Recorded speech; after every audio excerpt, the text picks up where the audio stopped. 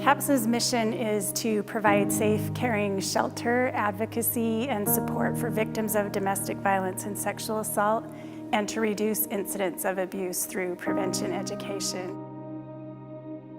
Ultimately, what we do is advocate, inform, and empower. That's the work that we do every day. I had the opportunity to work with a woman who had been in a very abusive marriage for over 10 years. I've had a client come in and express anxiety over doing a simple task like getting her car fixed or going to the car wash. We had a woman come into shelter. It was the middle of winter.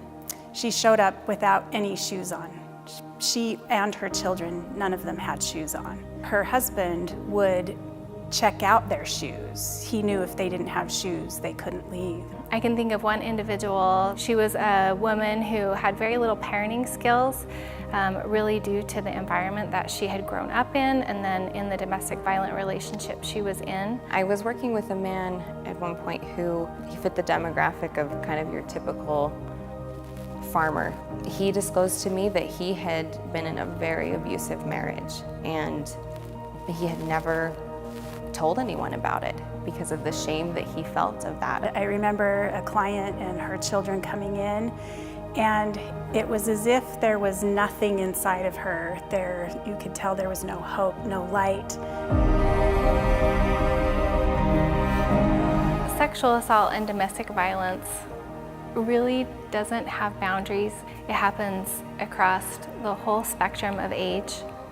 We work with children, we work with teens, college students, we work with middle age, we work with seniors. It doesn't matter if you come from wealth or if you have always known poverty.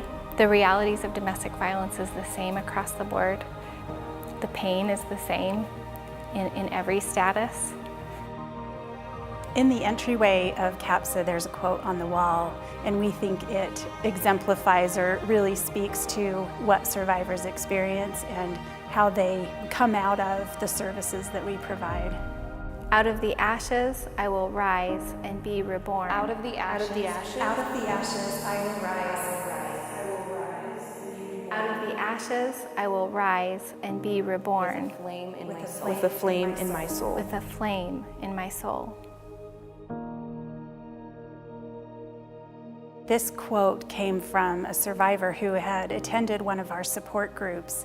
And she said, I walked into that support group and I saw and met women who'd experienced things that similar to what I had experienced, and I knew I was not alone. She went on to get a degree and work as a machinist. And now she's excited about the future. She has self-confidence again. As small as they may seem, she was able to go get her car fixed, go get into the car wash and not experience that anxiety. She was telling me about the program that she was enrolled in at USU.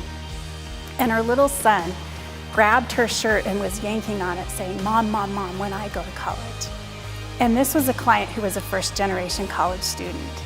And it still gives me chills to talk about it, but you know at that point that you've changed generations.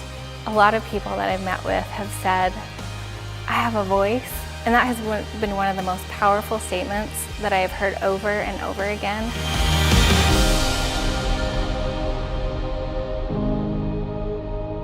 There is no way we could do this work 24 hours a day, 7 days a week without the support from the community.